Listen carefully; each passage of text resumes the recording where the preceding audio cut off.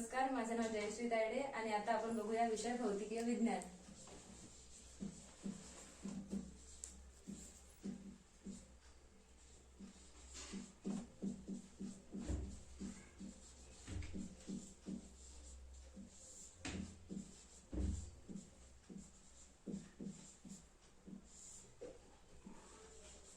आपल्या घटकाचं नाव आहे विद्युत धारेचे परिणाम.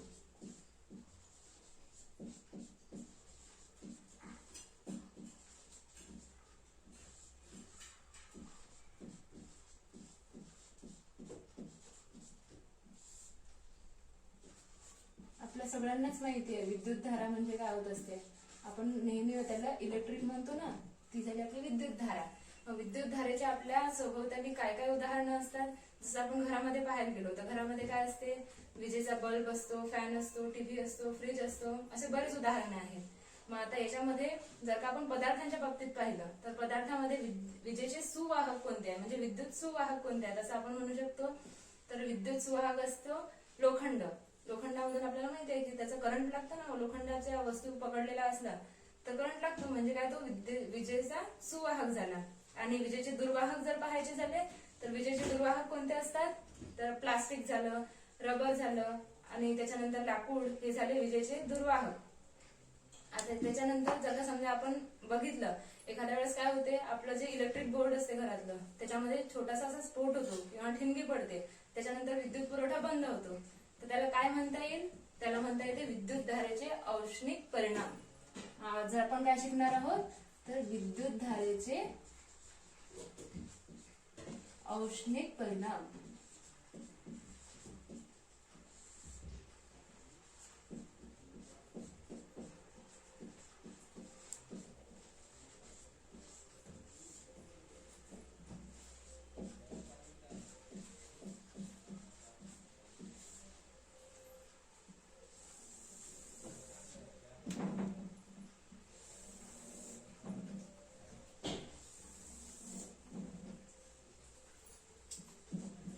पहिला पॉइंट पाहू, विद्युत धारेचे परिणाम.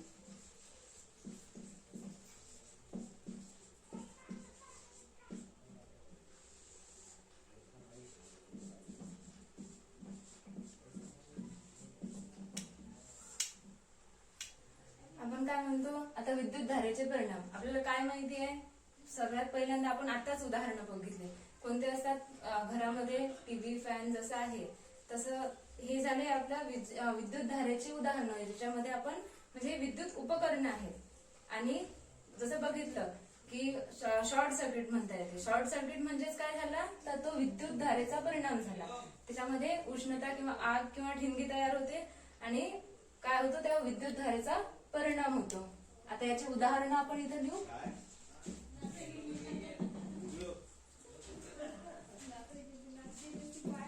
टीव्ही आहे, फ्रीज आहे, त्याच्यानंतर आपला बल्ब असतो, याच्यावरती चालणारा बल्ब आहे. आणखी काय सांगता येतं, आणखी फॅन म्हणून. ठीक आहे. आता हे झाले विद्युत धारेचे उदाहरण, परिणामांचे, म्हणजे हे झाले फक्त विद्युत उपकरणांची उदाहरणं. आता आपण दुसरा पॉइंट पाहूया, विद्युत परिपथ.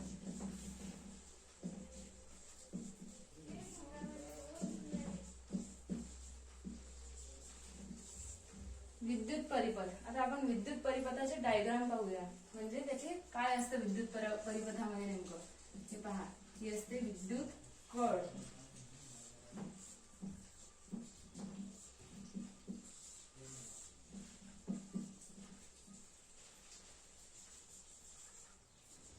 हा झाला विद्युत रोध, झाला अॅमीटर. विद्युत रोधन म्हणून आपण आर, ए पासून बी पर्यंत आहे ते. आणि इकडे आहे, इथे आहे व्होल्ट मीटर. हे धन ऋण प्रभार आहे आणि याच्यामध्ये VAB जे दिसत आहे हे आहे विभवांतर. ठीक आहे. हे झालं विद्युत परिपथाचा आकृती.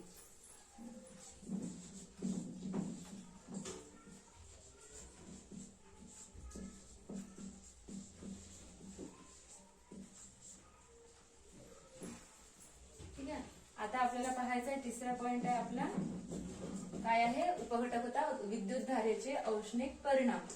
तर इथे लिहूया आपण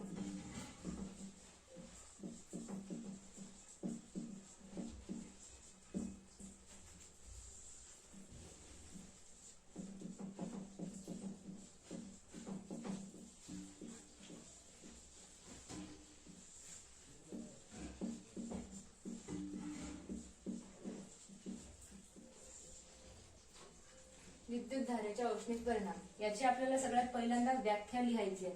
आपण व्याख्या कशी लिहिणार आहे, विद्युत धारेचे औष्णिक परिणाम म्हणजेच काय, तर विद्युत परिपथामध्ये विद्युत रोध जोडल्यानंतर विद्युत धारेने त्याच्यामध्ये उष्णता निर्माण होते आणि त्याला काय म्हणतात, त्याला म्हणतात विद्युत धारेचे औष्णिक परिणाम. आपण इथे लिहूया याची व्याख्या म्हणून इथे लिहिते याच्या समोर.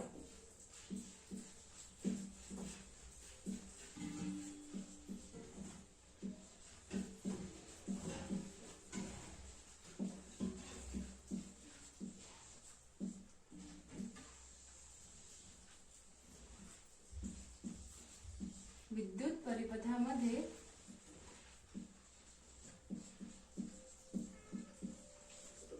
विद्युत रोध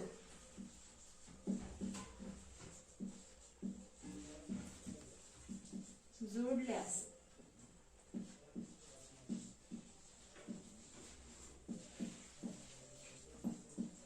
विद्युत धारेने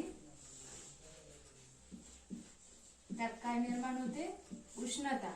आपण पाहतो ना ठिणगी पडलेली, त्यात उष्णता निर्माण होते.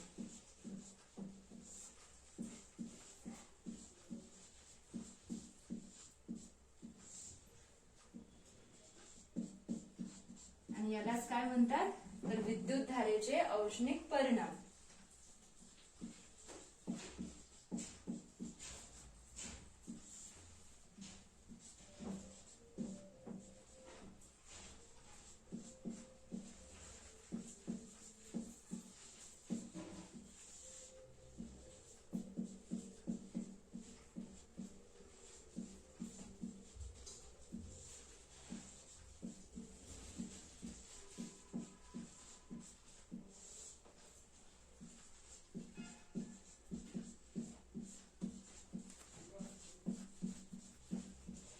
आपण परत एकदा रिपीट करू ही व्याख्या काय आहे, विद्युत धारेचे औष्णिक परिणाम म्हणजेच काय, विद्युत परिपथामध्ये समजा हे विद्युत परिपथ आहे, याच्यामध्ये काय जोडलेलं आहे, विद्युत रोध. विद्युत रोध जोडल्याचं काय होते, विद्युत धारा वाहते त्याच्यामधून आणि विद्युत धारेने त्यात काय निर्माण होते, तर उष्णता. उष्णता निर्माण झाली की त्याला काय म्हणतात, विद्युत धारेचे औष्णिक परिणाम असं म्हणतात त्याला. ठीक आहे. आपण आता समजा हे केलं, घरचे उदाहरण पाहिले तर काय असते, आपल्या घरी पाणी तापवायसाठी असते, हीटर असतं त्याच्यामध्ये, नंतर विजेचा बल्ब असतो, एक शेगडी असते विजेवर चालणारी. तर याच्यामध्ये काय असतात, कुंतल वापरलेले असतात. जसं आता कुंतल म्हणजे काय, आपण पाहिलेला स्प्रिंग असतो, एक स्प्रिंग राहतो साधारणतः अशा अशा अशा आकाराचा असतो तो स्प्रिंग. तर हा जो स्प्रिंग आहे तर याच्यामध्ये काय असतं, जर का याची पूर्ण स्प्रिंगचा पण गेला तर काय होऊन राहिलं, तो स्प्रिंग जो असतो त्या स्प्रिंगला पुन्हा त्याचे जर का आपण हे केलं, त्याला काय म्हणतात, फोल्ड केलं. जसं आपण ह्याची पाहतो, टेलिफोनची जी वायर होती, पहिले टेलिफोन होते ती, त्याची वायर जर का समजा आपण पहिल्यांदा त्याला आधी स्प्रिंग असतात आणि ती जर का आपण गुंडाळली तर त्याच्या स्प्रिंगचेही स्प्रिंग तयार होऊन जातात. तर तसं हे काय असतं, याच्यामध्ये वापरलेलं राहतं. जी शेगडी असते त्या शेगडीमध्ये पहिल्यांदा एक अशी गोल स्प्रिंग असतो आणि त्या स्प्रिंगला असं काय केलं राहते, असं झुकवून वापरलेलं राहते त्याच्यामध्ये. तर याच्यामध्ये काय असतं, जसं ज्याची विद्युत रोधकता जास्त असते असे धातू वापरलेले राहतात.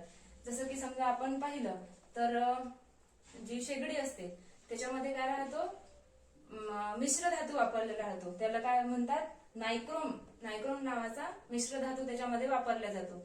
आणि जो आपला विजेचा बल्ब असतो त्याच्यामध्ये टंगस्टन वापरले जाते. ठीक आहे. आता विजेच्या बल्बचं उदाहरण पाहायचं झालं तर आपल्याकडे एक विजेचा बल्ब आहे.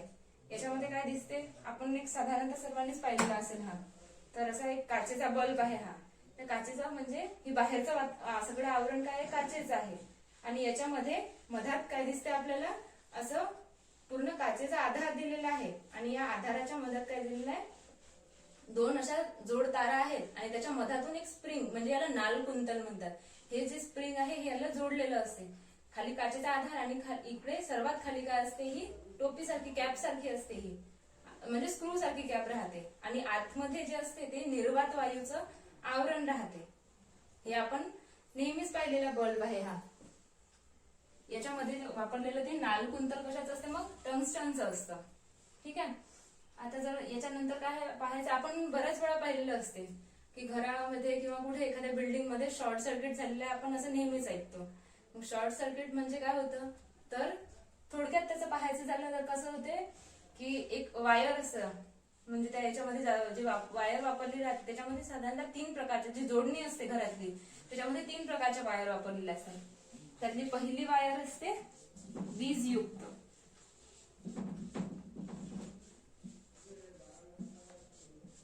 वीजयुक्त म्हणजेच काय, वीजयुक्त म्हणजे ज्यामध्ये वीज आहे अशी तार, यालाच म्हणतात लाईव्ह. दुसरी असते तटस्थ. आपल्याला शब्दांवरूनच समजून जाते की तटस्थ म्हणजे काय आहे. तटस्थ म्हणजे न्यूट्रल. आपण न्यूट्रल याच्यामध्ये बघतोच, न्यूट्रल म्हणजे काय होतं, ज्याच्यावरती कोणताही प्रभार नाही असा न्यूट्रल. आणि तिसरी जी वायर असते आपण नेहमीच ऐकलेलं आहे की आपण अर्थिंग म्हणून ऐकतो, तर त्याला म्हणतात भूसंपर्कन.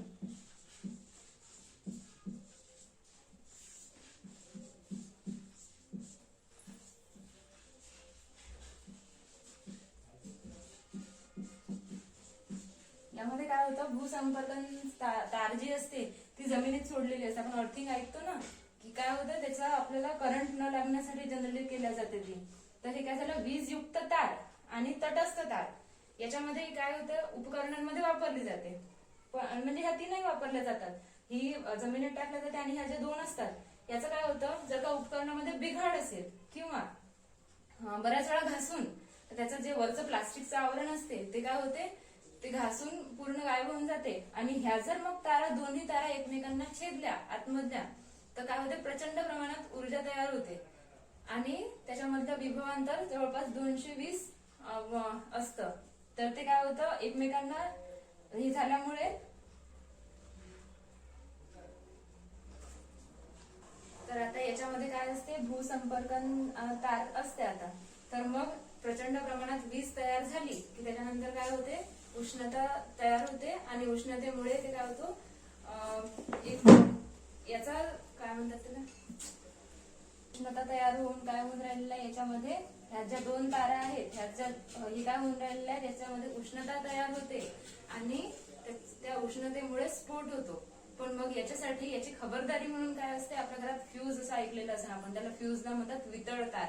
तर ही वितळ तार लावलेली असते कशासाठी, तर या 2 याच्यामध्ये जर जेव्हा हे होईल, काय म्हणतात त्याला, जसं शॉर्ट सर्किट होईल तेव्हा काय होते, तेव्हा आपल्याला काय म्हणता येईल की ती वितळ तार वितळून जाते पूर्ण आणि त्याच्यामध्ये काय होतं, वितळून गेल्यामुळे वीज पुरवठा खंडित होतो.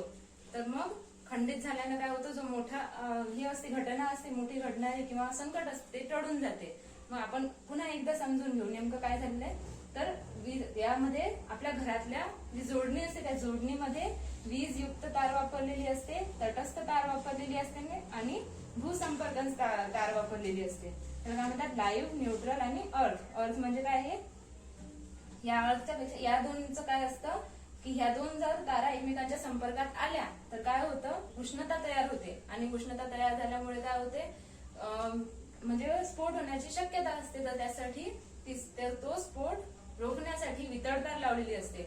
आणि जेव्हा ह्या 2 तारा एकमेकांच्या संपर्कात आल्या, उपकरणांच्या बिघाडामुळे किंवा ते प्लास्टिकचं आवरण घासल्यामुळे जर का संपर्कात आल्या, तर ती वितळ तार तेव्हा त्या उष्णतेमुळे वितळून जाते आणि वीज पुरवठा बंद होऊन मोठी घटना जी घडणारी असते ती टळून जाते किंवा संकट टळून जाते असं म्हणू आपण.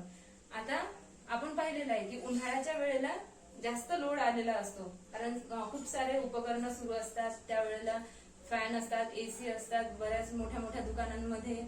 तर त्यावेळेस काय असतं, वीज पुरवठ्यावरती खूप सारा ओव्हरलोड झालेलं असतं असं म्हणू आपण. तर आणि मग काय होते, जे ट्रान्सफॉर्मर असतं त्या ट्रान्सफॉर्मरची क्षमता इतकी नसते, तर मग ते काय होतं, त्याची वितळतार वितळून जाते आणि जे हे होणार असतं म्हणजे तो तिथचा जो स्फोट होणारा असतो तो पण टळून जाते. आणि हे कशाच्याने होतं, त्याला अतिभाराच्याने होतं असं म्हणतात. पुन्हा सगळा टर्म आपण समजून घेऊ. आपण सुरुवातीपासून काय पाहिलं, विद्युत धारेचे परिणाम पाहिलं. पहिल्यांदा विद्युत धारेच्या परिणामासाठी आपण पहिल्यांदा उदाहरणं पाहिले. तर विद्युत धारेवर चालणारे उदाहरणं कोणते कोणते आहेत, टीव्ही, फ्रीज, बल्ब आणि फॅन. आणि जेव्हा आपल्या घरात हे होतं, एका बोर्ड मधून ठिणगी बाहेर पडते किंवा तिथे उष्णता तयार होते, त्याला आपण शॉर्ट सर्किट म्हणतो. तर शॉर्ट सर्किट झालं म्हणजे काय झालं, हे काय असतात, हे विद्युत धारेचे परिणाम असतात. आपण नंतर पाहिलं विद्युत परिपथ. आता विद्युत परिपथामध्ये काय झालेलं आहे, तर हे बघा, पहिल्यांदा ही काय विद्युत कळ आहे, विद्युत रोध, व्होल्टमीटर, विभवांतर, अॅमीटर असे काय असतात, हे याच्यामध्ये लावलेलं असतात, त्याच्यात तारांनी कनेक्ट केलेलं असतं ते. आता आपल्याला विद्युत धारेचे औष्णिक परिणाम पाहायचे. परिणामांमध्ये पहिल्यांदा आपण काय केलं, याची व्याख्या पाहिली. तर विद्युत परिपथामध्ये विद्युत रोध जोडल्यास विद्युत धारेने त्यात उष्णता निर्माण होते आणि याला काय म्हणतात, विद्युत धारेचे औष्णिक परिणाम असं म्हणतात. ठीक आहे. आता आपण नंतर काय पाहिलं, एक लाईटचं उदाहरण पाहिलं. लाईट मध्ये काय असते, नालकुंतल असते जी म्हणजे स्प्रिंग असते. आणि शेगडीचं उदाहरण पाहिलं. त्या शेगडीमध्ये पण स्प्रिंग असते आणि त्याला फोल्ड करून त्याचं पण एक राऊंड शेप बनवलेला असतो. तर शेगडीमध्ये काय वापरतात, नायक्रोम वापरतात, मिश्र धातू. आणि लाईट मध्ये, बल्ब मध्ये वापरतात टंगस्टन. त्याच्यानंतर जी आपली जोडणी असते, आपण बऱ्याच वेळा इमारतीमध्ये ऐकलेलं शॉर्ट सर्किट झाल्यामुळे काही स्फोट झाल्याचं ऐकलेलं असतं. तर आपल्या जोडणीमध्ये काय असतात, 3 तारा असतात, 3 प्रकारच्या. वीजयुक्त तार म्हणजे लाईव्ह, तटस्थ तार म्हणजे न्यूट्रल आणि भूसंपर्क तार म्हणजे अर्थवाली. तर याच्यामध्ये ह्या 2 तारा काय होतात, एकत्र उपकरण खराब असलं किंवा मग त्या घासल्या गेल्या तर त्या काय होतील, एकमेकांच्या संपर्कात आल्यावर उष्णता तयार होते आणि ती उष्णता त्याच्यामुळे स्फोट होण्याची शक्यता असते. तो स्फोट टाळण्यासाठी आपल्या याच्यामध्ये काय, फ्यूज असं नाव ऐकलेलं आपण. त्या फ्यूजला मराठीत वितळतार असं म्हणतात, तो लावलेला असतो. आणि ते वितळतार काय होते, याच्यामध्ये उष्णता तयार झाल्यावर वितळून जाते आणि ती घटना टळून जाते. नंतर आपण पाहिलं उन्हाळ्यामध्ये जो लोड आलेला असतो, त्या लोडमुळे काय होतं, जी ट्रान्सफॉर्मर असते त्याची क्षमता कमी असल्यामुळे त्याची पण वितळतार वितळून जाते. आणि काय त्याच्यानंतर ही याला काय म्हणतात, ते अतिभारामुळे होते. ठीक आहे.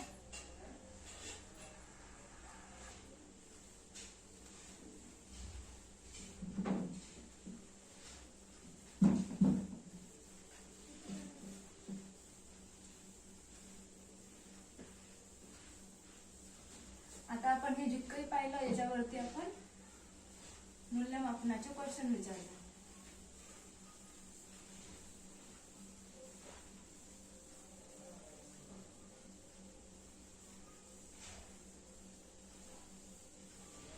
सर्वात पहिला प्रश्न आहे, आपल्याला फक्त एक उदाहरण सांगायचंय. कशाचं, तर विद्युत सुवाहकाचं एक उदाहरण सांगायचंय. तर आपल्याला माहितच आहे विद्युत सुवाहकाचं उदाहरण कोणतं असतं, एकच उदाहरण आहे, तर लोखंड. आणि दुसरा प्रश्न आहे आपला की काय पाहिलं आपण, आजचा टॉपिक होता आपला विद्युत धारेचे औष्णिक परिणाम. तर त्याची व्याख्या सांगायची आहे. तर त्याची व्याख्या कशी होईल, विद्युत परिपथामध्ये विद्युत रोध जोडल्यानंतर विद्युत धारेमुळे तयार होणारी उष्णता जी असते त्याला म्हणतात विद्युत धारेचे औष्णिक परिणाम. आणि त्याच्यानंतरचा प्रश्न आहे तिसरा कोणता, तर आपल्या घरातल्या जोडणीमध्ये, विजेच्या जोडणीमध्ये काय कोणत्या 3 वायर असतात, म्हणजे कोणत्या 3 तार असतात. तर त्यातली पहिली लक्षात ठेवायची, कोणती, पहिली असते तटस्थ तार. आणि त्याच्यामध्ये पहिली असणारी आपली वीजयुक्त, दुसरी असते तटस्थ आणि तिसरी असते भूसंपर्क. तर वीजयुक्तला म्हणतात लाईव्ह, त्याच्यानंतर तटस्थला म्हणतात न्यूट्रल आणि राहिलेली कोणती आहे, तर अर्थवाली. म्हणजे मग हे झाले आपले मूल्यमापनाचे प्रश्न. आणि त्याच्यानंतर आहे आपला स्वाध्याय.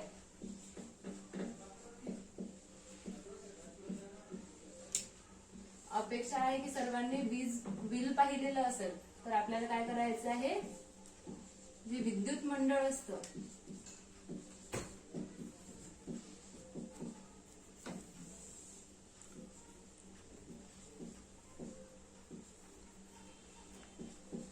विद्युत मंडळाने जे दिलेलं बिल राहते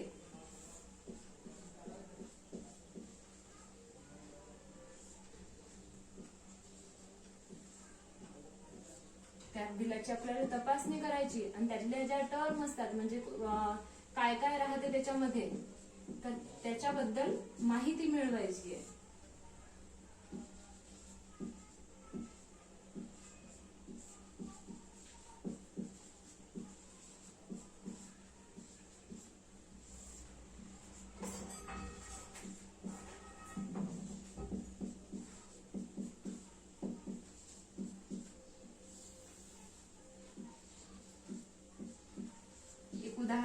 सांगते ज्याच्यामध्ये आपण पाहतो की जे हे केलेलं असते, आपल्याला बिल दिलेलं असते ते काय असते, युनिट मध्ये असते. तर ते युनिट म्हणजे काय, ते किती, त्याचं काय असतं, एकक काय आहे त्याचं, हे सगळं तुम्हाला शोधून लिहून आणणे आहे. ठीक आहे, समजलं?